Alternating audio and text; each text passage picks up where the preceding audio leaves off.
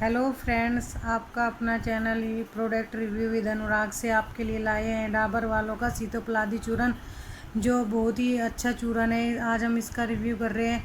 ये सीतोपलादी चूरन खांसी से तुरंत राहत देता है और ये आयुर्वेदिक औषधि है और इसमें कोई भी नुकसान नहीं है लेने में। और इसका MRP 110 रुपये है और इसकी क्वांटिटी 60 ग्राम है।